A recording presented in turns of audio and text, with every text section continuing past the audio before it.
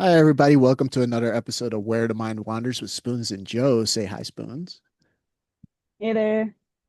And yeah, we took a break off. We took a break off. We took a day off last week, a little break, and the weather has just been really miserable here for me, and I just haven't really had the oomph to do it. So we took a week off, but it's much cooler this week, and we're back for another episode, which is 24, I believe. I believe so. Yes. Yeah. So episode 24. If you're watching this on YouTube, yeah, this is where we debut the show for the most part, is YouTube on Mondays at 3:30 Eastern Standard Time.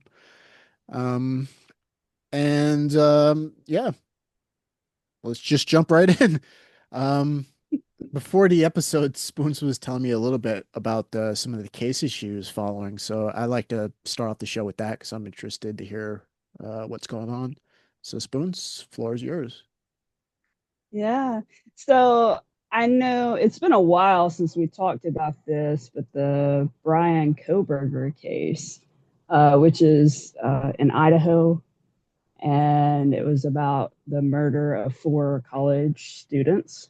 Um, it was supposed to be going to trial this month or next month. I don't remember which. But they decided finally to plea. So he's pled guilty, and that happened last week. Um, so he's expected to have four life sentences. They still have to do the official sentencing, but he should have four consecutive life sentences with that plus 10 for the burglarization of the property or whatever. So Mm. there was some other charges, but he pled to everything. And it was basically to get the death penalty removed. Yeah, that's what I was about to ask you. So Yeah, Idaho. So he's basically just saving his own yeah, skin. yeah. Well, when we talked about this the last time, I said Idaho is in the process of building facilities to start using the firing squad for to carry out those death sentences. Um, so I don't know how long they're still in the process of getting to that. So I was going to be curious about, this would be the first case that I'm aware of that they were going to try for a death penalty after changing to that standard. Mm. So that was one of the things that caught my attention about it. And the other thing was just, you don't hear about multiple homicides in one home at the same time like that. So there's a lot of people with a lot of different emotions about them letting him plea. But he's agreed to no appeals. So there's no turning back on any of this. There's no way to like get around it. It's done. He's going away for the rest of his time, and it's done. The Some of the victims' family wanted to go to trial. They wanted it to go to trial, and they wanted him to get the death penalty. And I can sympathize with that. But I think the way the prosecution sort of looked at that is this is an opportunity to put somebody away without the risk factor of a jury Yeah. being misled. Yeah, And nothing. there was a lot of potential. There's a lot of things that seemed like there was potential to sway a jury. I felt like other people you talk to, they're like, no, this was solidly him, but you don't know what a jury's going to do. It's a Yeah. wild card. Yeah. Yeah.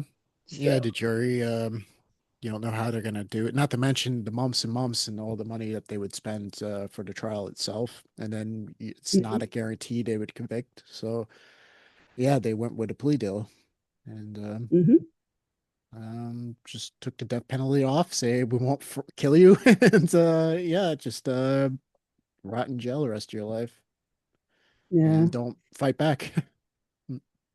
yeah. Uh, the other thing was that a lot of people have brought up that they're upset about is they didn't make him state what he did, and they didn't, other than he just acknowledged yes when they asked him, did he murder this person? And they went through the list. Um, they didn't make him say why. But I don't think that even if you'd had the trial, or even if you had had that as a stipulation, he's just going to give you some bullcrap answer. Yeah. He's not going to tell you really. And what makes you think he even knows why he did it? Mm. Yeah, exactly. Mm. I think he's I mean, if you're just different things that have come out over time about this case, he's a psychopath. And there's no logical reason for any of it. Like, there's supposed to be some more stuff, I think, coming out on a Dateline special about it because people were leaking information. And that's another reason I think it was a good idea to do a plea because who knows if that like invalidates some sort of something in his rights and he could get off on some kind of technicality. I don't know.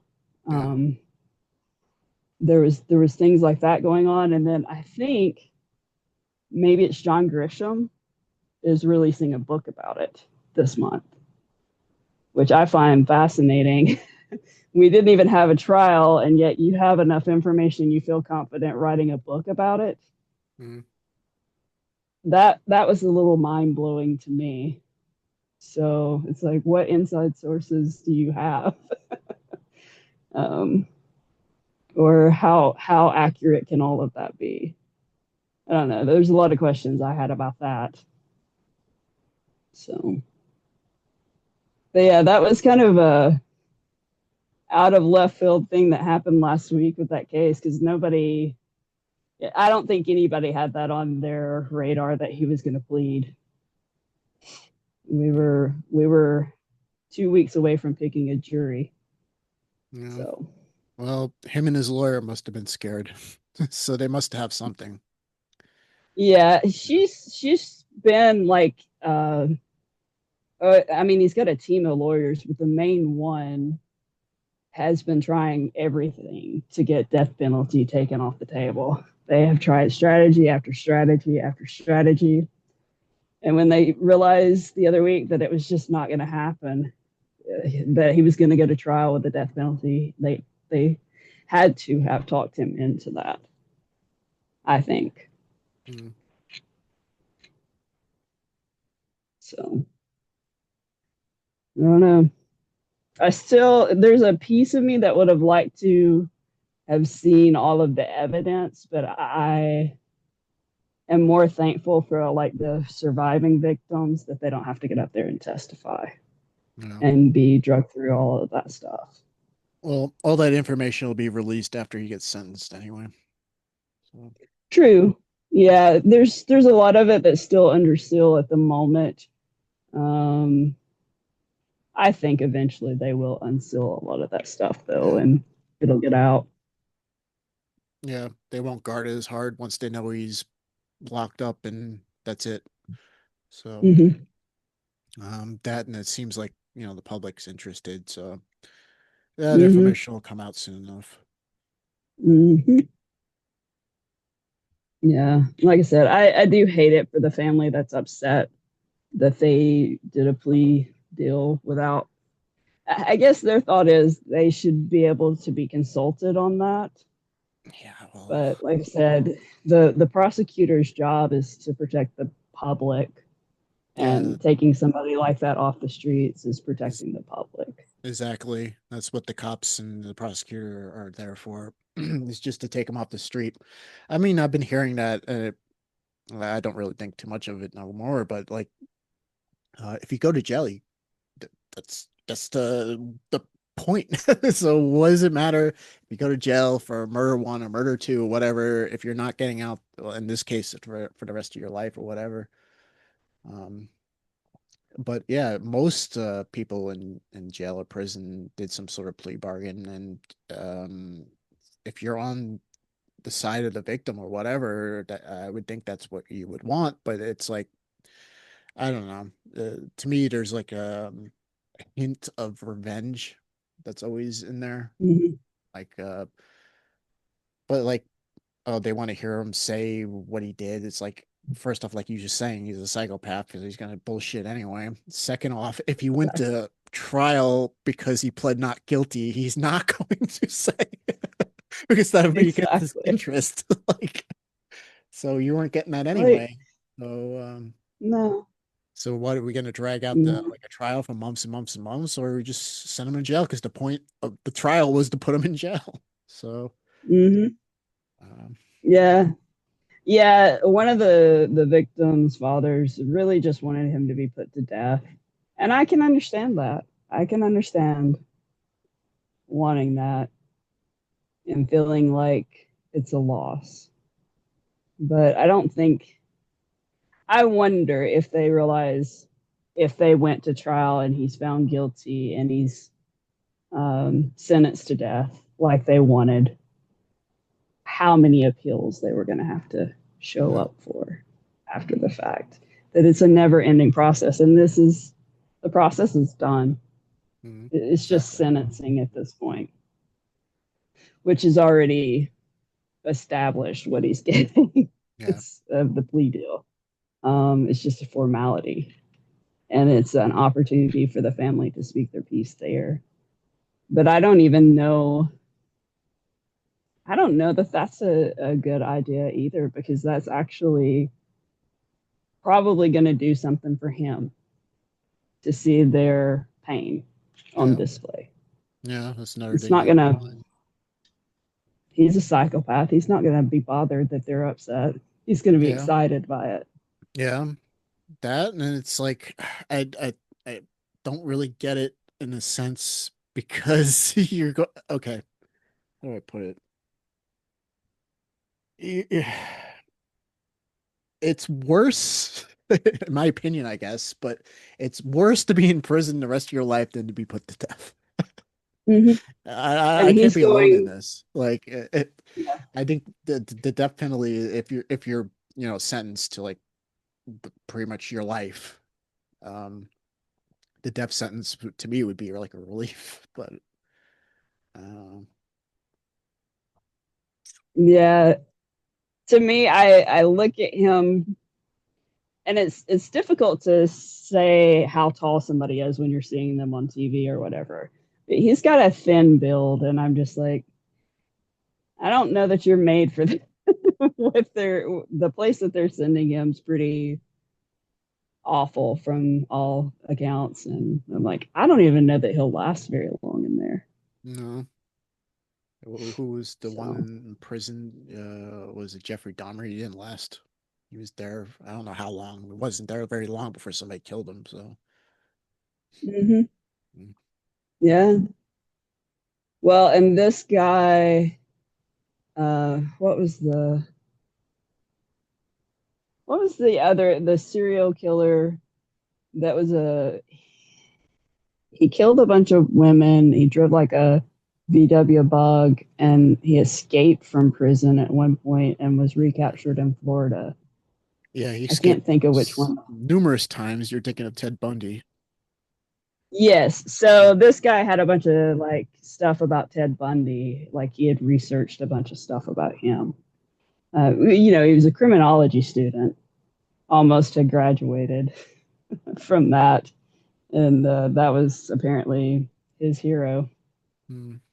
So I don't know. Well, that says it all. They It's probably had lot on him. Even that kind of stuff. Probably didn't look very mhm. good. Um, Yeah, Especially because it's he had a interesting.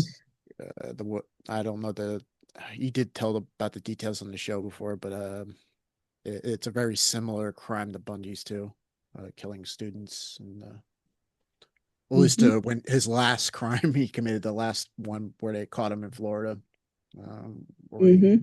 he raped and killed sorority sisters at some place at the University of Florida or Florida State or whatever. Hmm. Yeah.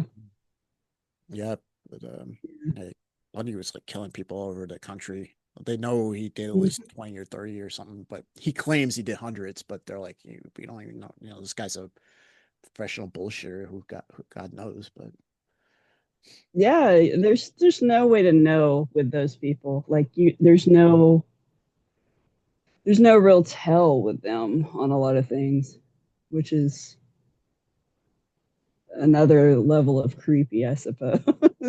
Because you think about somebody like the Ted Bundy that a lot of people knew, and they just thought he was like a normal dude, that there was nothing suspect, not really until after the fact. And then you look back and you're like, oh, I don't know. It's amazing.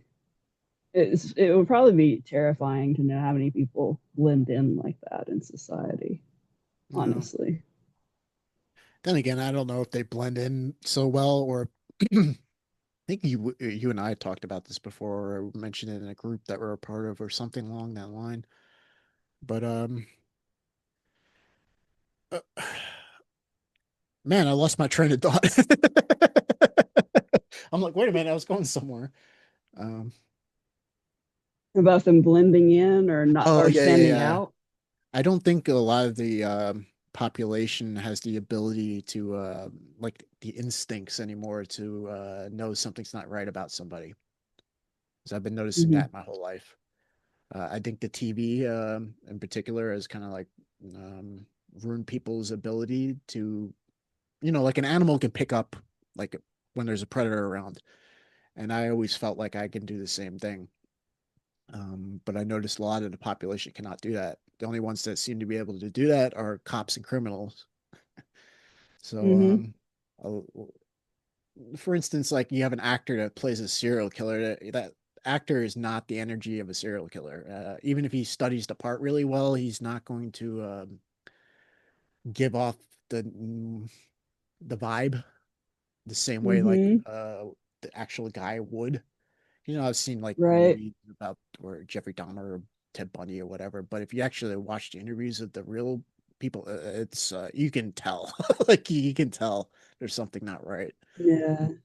And I've met people my whole life where I could feel like something not right or something not right, and everyone around me wouldn't be able to pick it up until it was too late. So my Hmm. current theory is I think that the like the television movies and stuff like that have um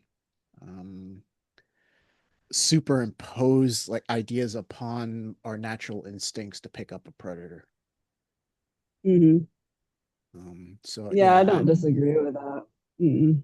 like Ted Bundy, I don't Yeah. know how you could listen to an interview with him and not know that there's something off if he didn't know about what he did. Like, Hmm. um, 100%. Yeah. Yeah, I don't know. It's interesting. I, I can't remember if that was last year or maybe it's been a couple of years. Netflix started releasing some sort of like series that was like a dramatization, I think, of maybe it was Dahmer. yeah, And yeah, a lot of people were watching it and they were just like, he seems like a cool guy. I'm like, wait, what? Why are you portraying a serial killer to be like a likable? yeah. What the fuck is that?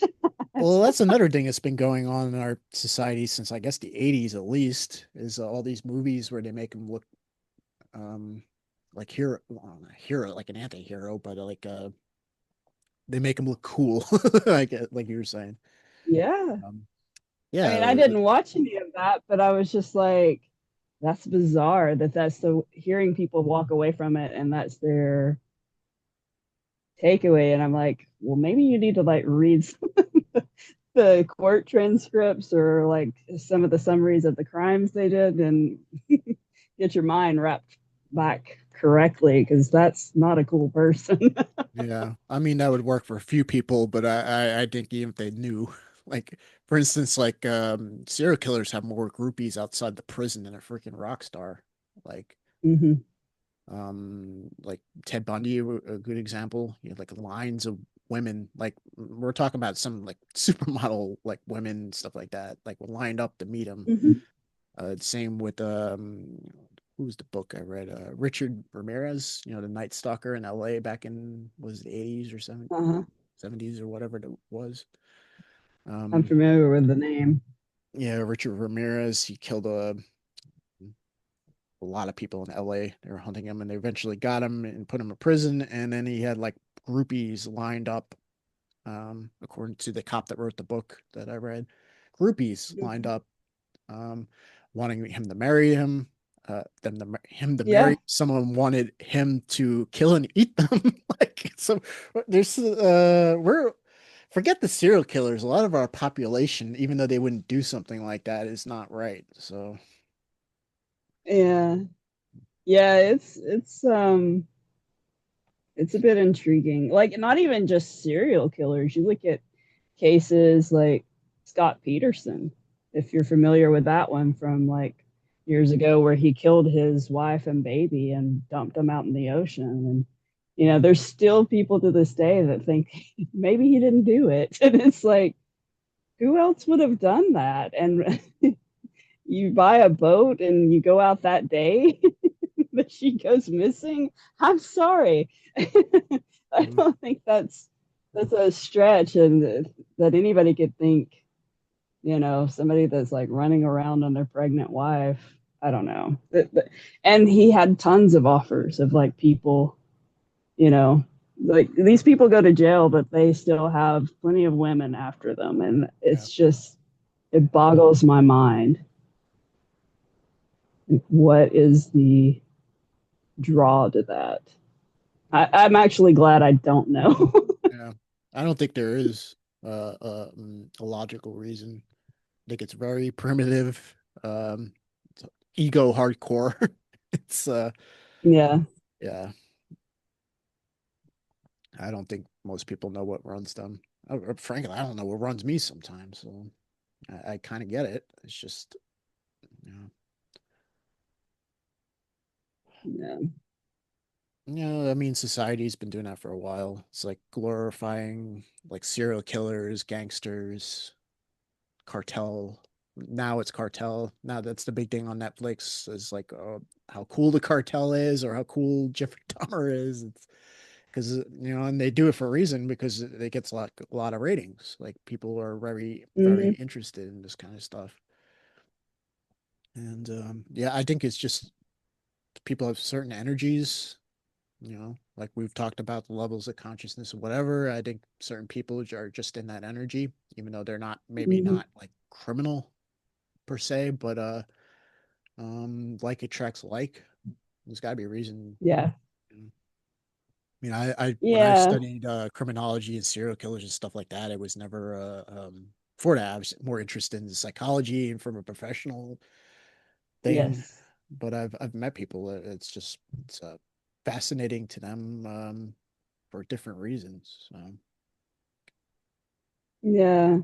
Yeah. I look at that quite a bit. Like, why am I drawn to wanting to know about like these particular cases or all of these different things I've followed over the years? And I don't know. I think the last couple of years have been interesting.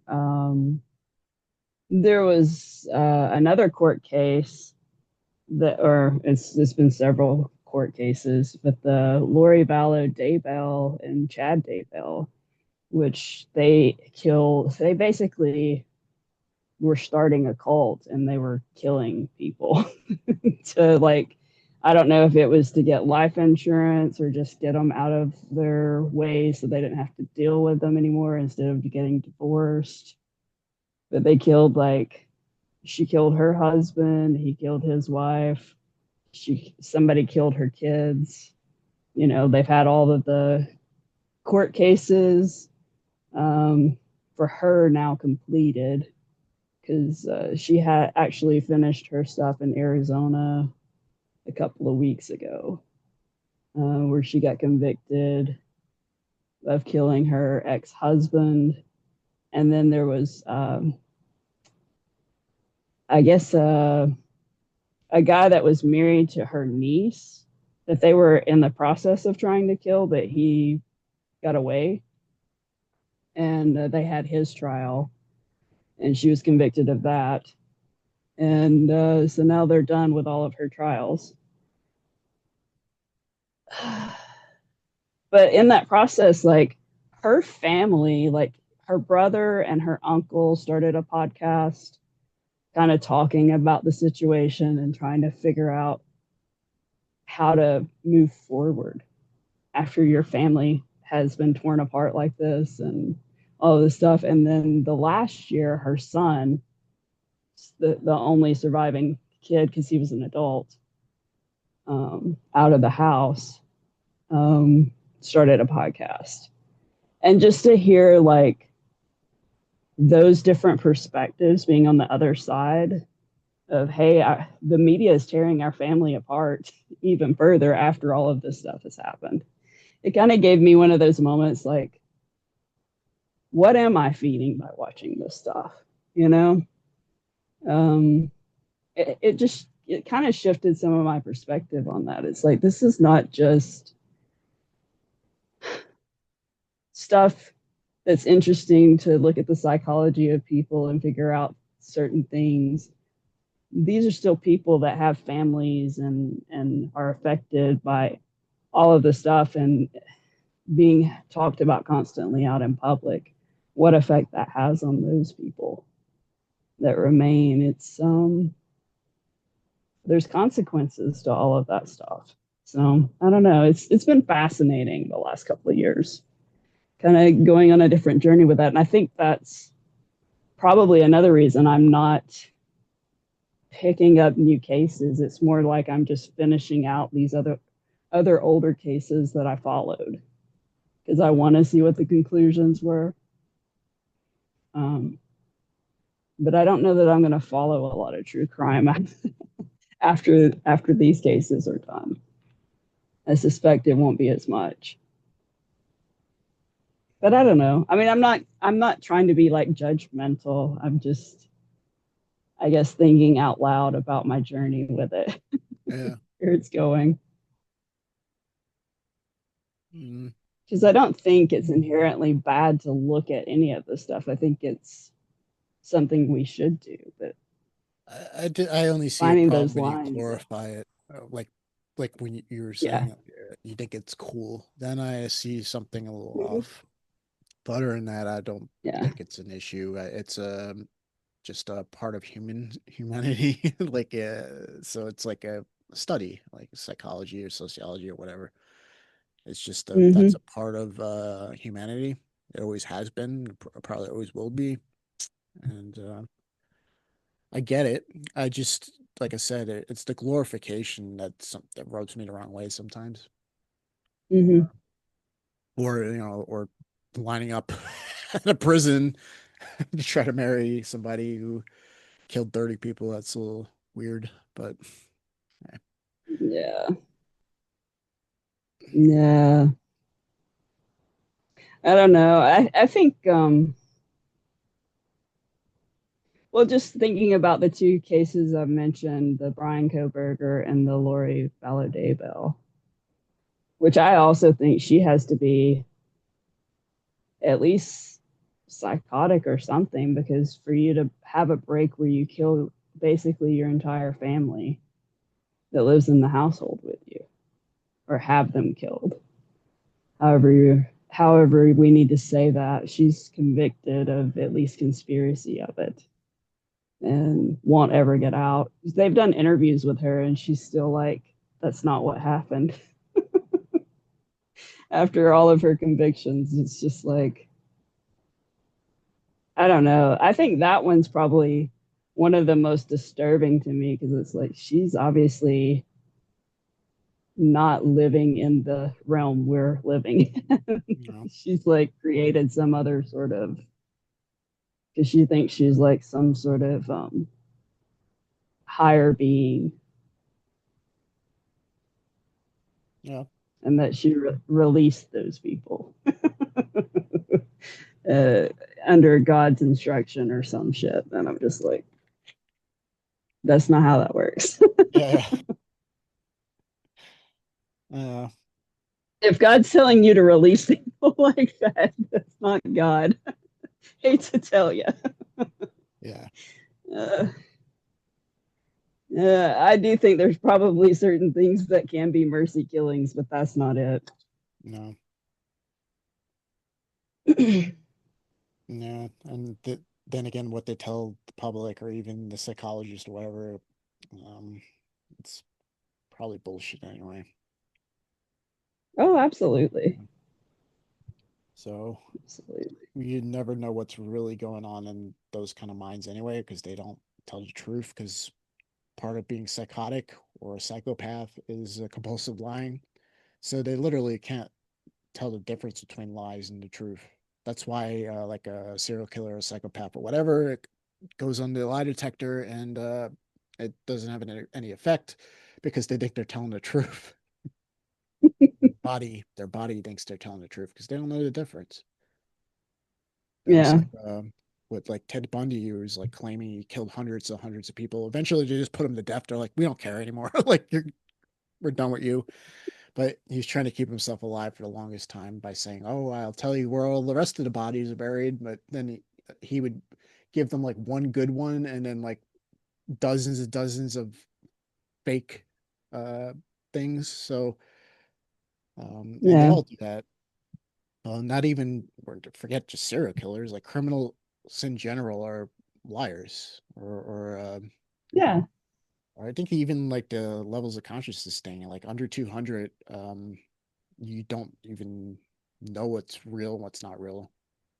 You believe your own bullshit. So, Hmm. Yeah. Yeah. I think that's more of it. Like,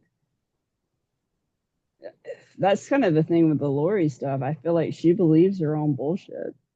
She just got so entwined in whatever the cult stuff was and being up high and whatever over these people, and people would do what you asked.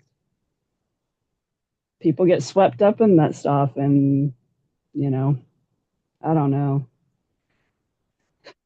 I think this is the other thing I recognize. Like, there's no rationalizing any of that yeah, behavior. Like, you can't really get a why. You can't really understand it, and at the end of the day, you wouldn't really want to. no, you wouldn't be able to. It's very, it's not like logical or forebrain kind of stuff. It's like animal kind of instincts and energies. Um, Mm-hmm. so it's like, yeah, why does a dog bark when the mail truck's there? It's like along that line, sort of. Mm-hmm. But Yeah. Yeah, I think when I started really understanding that on a different level, that you really there is no understanding this stuff. I could let it go. So like, yeah, it's I think it's always good to kind of look into stuff a bit, but there's just a lot in this world you just are never going to be able to comprehend, and I'm nope. okay with not being able to comprehend that stuff.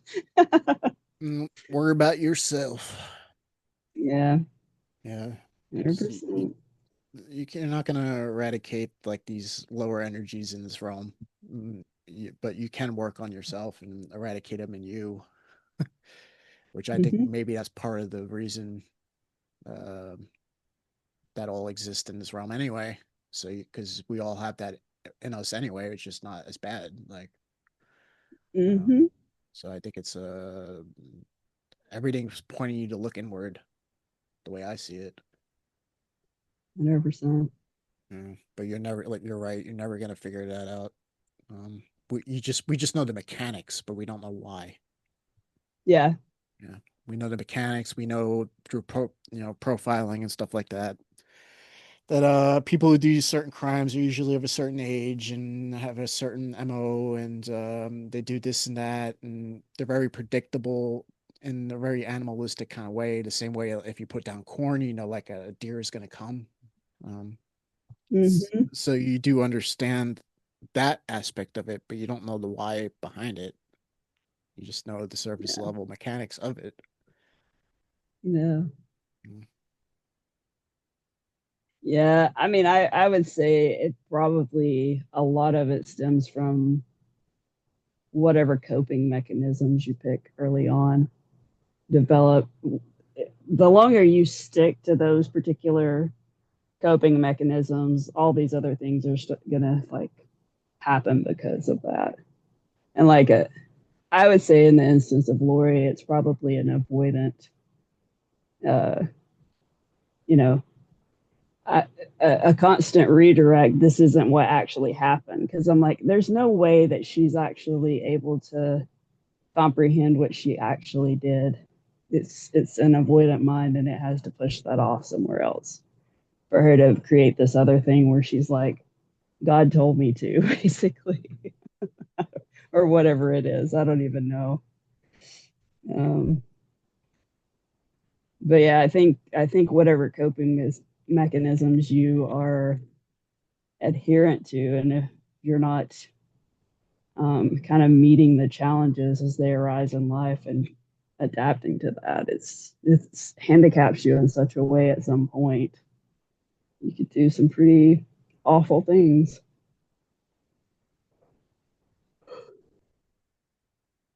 Mm, I suspect anyway.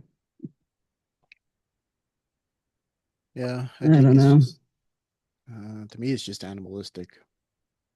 I don't even Yeah. think there's as much thought behind it, to be honest. Like, why Yeah. does a giraffe do what it does, or a cat does what it does? A human being in a certain energy Mm-hmm. acts out in a certain way, and we're not all the same because we are humanoid, and we all, we look human. Like, there's a wide spectrum in this world. Like, we are not all the same. Yeah. Yeah. I don't know, saying that it makes me think about that nature versus nurture argument. There's no way to actually know. No, People you'll will never pick a know. side on that, but I'm just like, you you're never really gonna know because it Nope. is very individual. Yep. It's probably both anyway.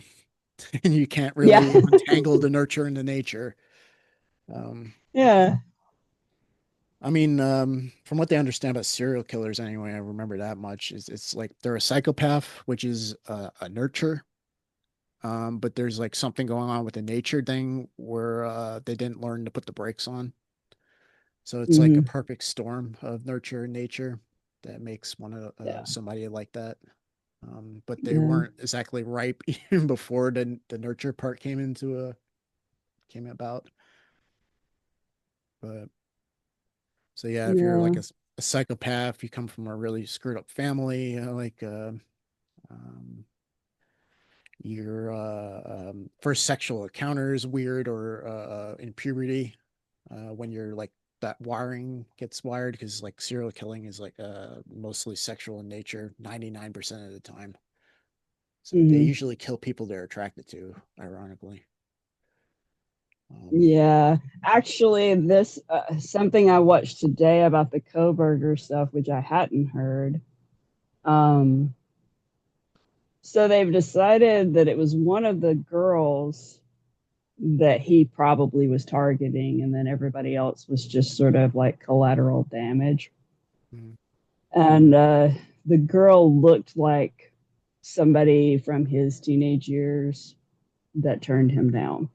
mm, And they talked about how he actually beat her, you know, broke her face before he killed her. So, like, it was very brutal. So, I would say that definitely lines up with his stuff. yeah, sounds Um, like it. but I hadn't heard that before today. So, I don't know.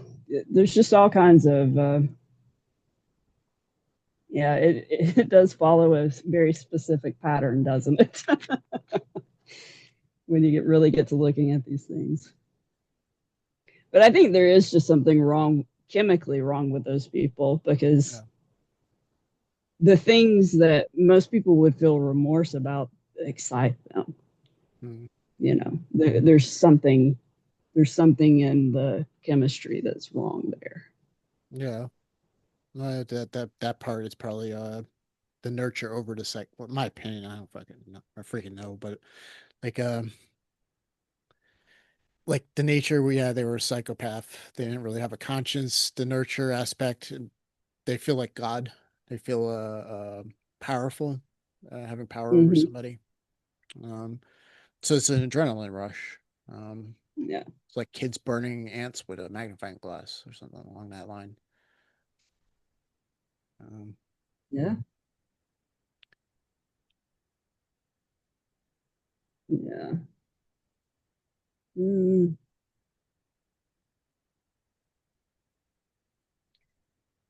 Hmm. I was trying to think if there was any other cases. It seemed like all of a sudden everything just came to conclusions. But I guess it's really just those two that I was following. Seems like there was another one, but I've just totally drawn a blank on it. Oh, the other one that settled, the trial ended. I don't think we ever talked about this.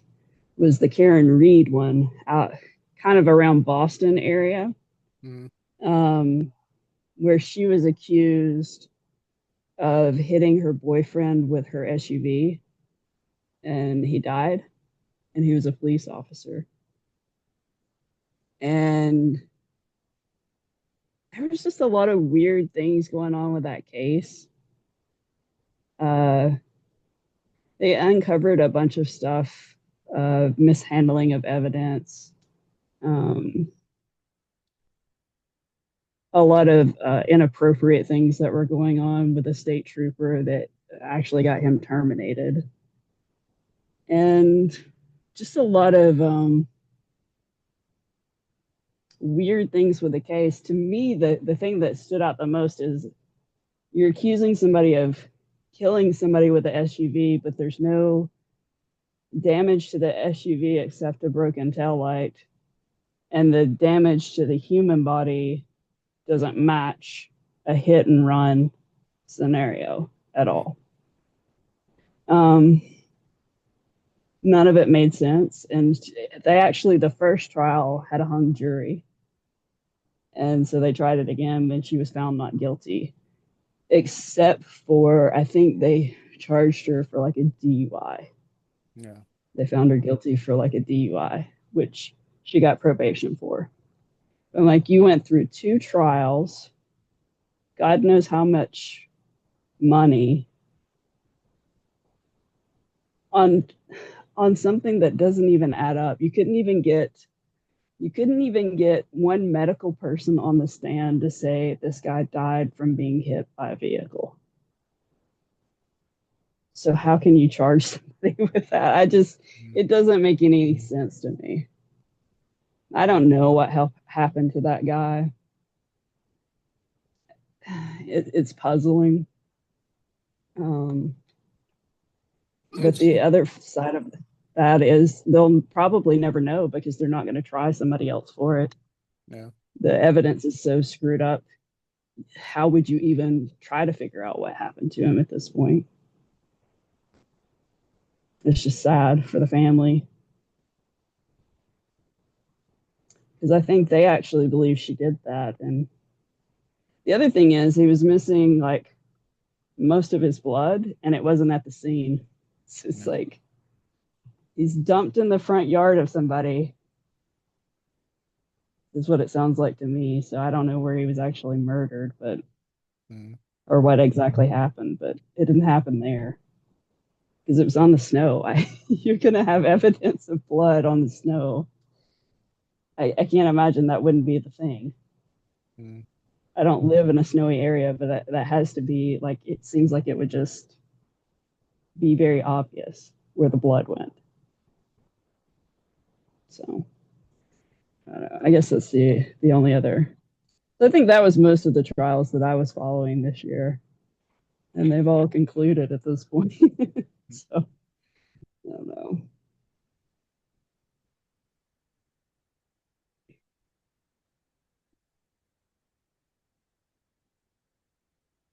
Yeah, I don't know. oh, yay. Yeah. My day's catching up with me now. Yeah, it will do that. Yeah. Even if it is a little bit cooler. I don't know. Something about summertime and midday naps sounds lovely. Of course, it's not midday, it's late there. Yeah. It's pretty much what I did Saturday. Had to work early in the morning, but when I got back here, at first I can't sleep because I'm up. But eventually I start crashing. I take a nap. And then the Mm-hmm. next thing I know, it's like 8 o'clock in the evening. I just woke up from my nap, and then it like throws my whole weekend off. Mm. These weekends I work like are pretty much just a wasted week. Well, not a wasted weekend. I get to sleep a lot. That's basically all I do. Yeah. Mm. Yeah. No, I don't know. I just sort of sinking into the new rhythm, being in a different location for the last week or so, and kind of getting familiar with this particular area and all that kind of stuff. But I'm just pretty much like I'm close to where I go and work out, so I go even more often. And I've started at the yoga studio that I'm going to be doing a lot of training at the next several months. So it's pretty much what I'm spending most of my time doing lately. Um, you know, I was telling you before the show, it's kind of interesting because we talk about setting intentions and how powerful that is. And this training I signed up for, I had to basically set the intention for that training. She wanted us to read a couple of books and then basically get back to her and on our reflections with that and what we thought we might want to set as the intention for that um, training that we're going to start in a couple of weeks.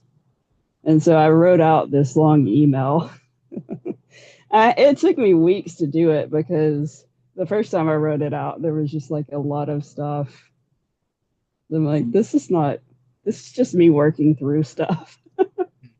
It's not even like, this is not the intention yet. This is still me like starting to clear things up. And, but I wrote out my intentions and I would say the last 36 hours, a lot of stuff has just started to shift in really unexpected ways. But all it is you're setting your course. Mm. And so now things are adjusting. It's, it's amazing. Yeah. It's not easy, but it's amazing. Yeah, the world will start throwing sinks at you. Yeah. That like happens to me like on a daily basis. I pick that up that stuff started shifting because of an attention or something along that line. Uh like last week I was thinking a specific colleague because I have to one of the colleague that runs one of my sections that I'll be taking over is leaving in October, and I was thinking of this one guy in my head that maybe we could get him trained or something like that. I could use him because he's a good worker, blah blah blah. And then but I never said anything to anyone. And then I'm working yesterday, and then who comes? Oh, they sent me over here because they want me to you to show me how to. I'm like, interesting. Uh-huh. Yeah. You don't Yeah, even have to do a thing. yeah. Just have the intention and Mm, not be tied to how it turns out. It's mm, so I went to a yoga class this morning. One of the things that I put in my intention is I want to start really focusing on local community stuff, building connections locally. And that's what I left it at. I don't have any um, set idea on how that has to happen. It could just be joining this yoga training is enough community. But I walk into the yoga class this morning and somebody that's not in the training was talking about um, getting people together to go into the schools and teach yoga. And I'm like, that's right along with this parallel, like that I just said. I want to start branching out into the community and doing things to help. And this is somebody that has connections and opportunity to do that. I'm like, that's a perfect way to like volunteer some time, and it would help myself and other people. So, like I said, things just start appearing once you start setting those intentions. I don't know why every time it feels so surprising when it starts happening, but it's always like, well, why don't I do this more often? And it's because of all the chaos that comes with it, I think. But there's so many great things that come out of it. Um, it's definitely worth doing. So yeah, I think I'm still just kind of sitting in amazement hours later, going, I was not expecting that to be the way that this manifested. So you never know.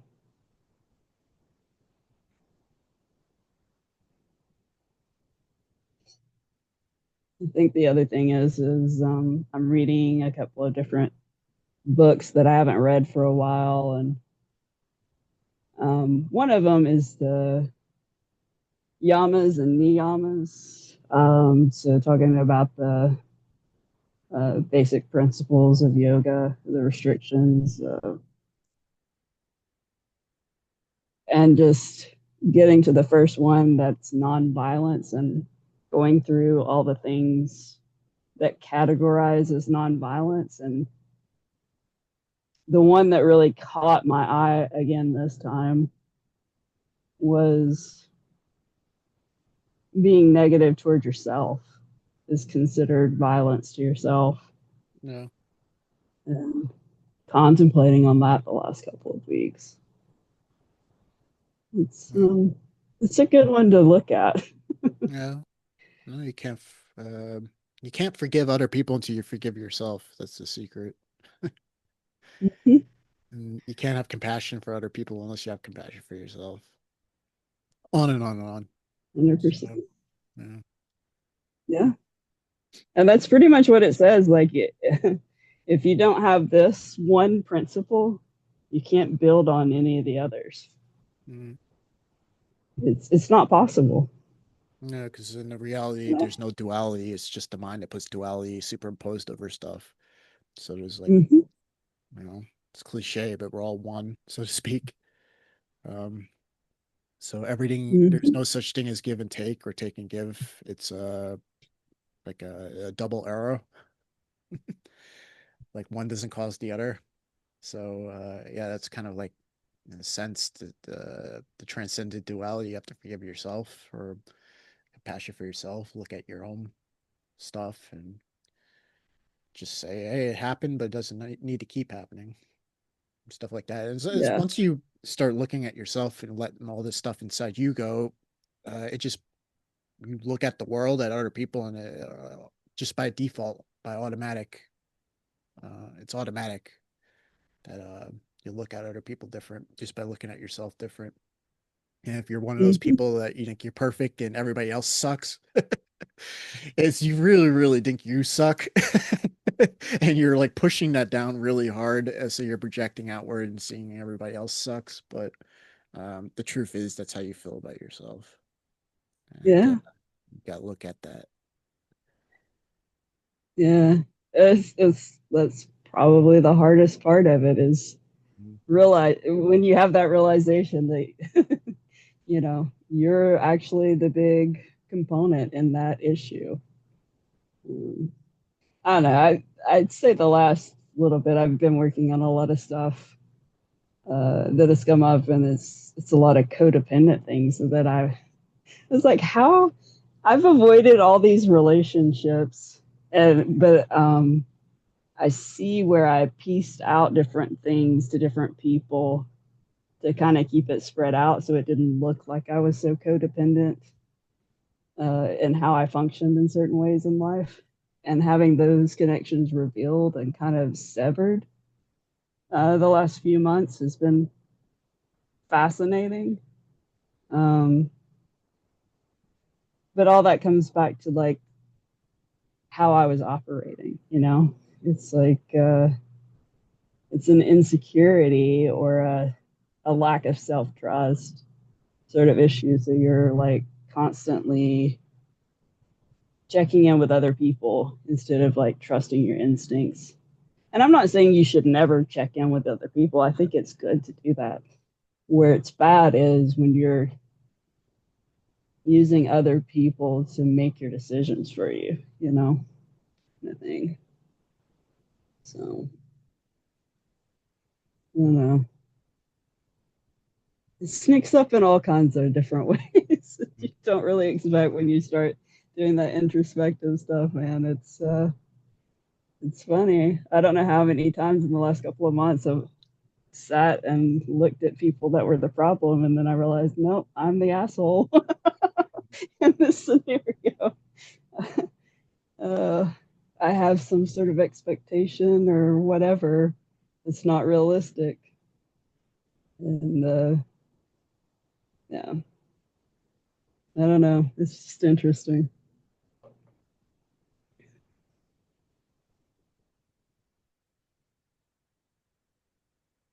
All right. I think we got our hour spoons, and sounds like a good place to leave off for the next episode, unless you got anything else. I don't think so. I think that's yeah. I can't think of anything else to speak on this week. This feels like a pretty good hour. Yeah. No, this was a good conversation. It flew by.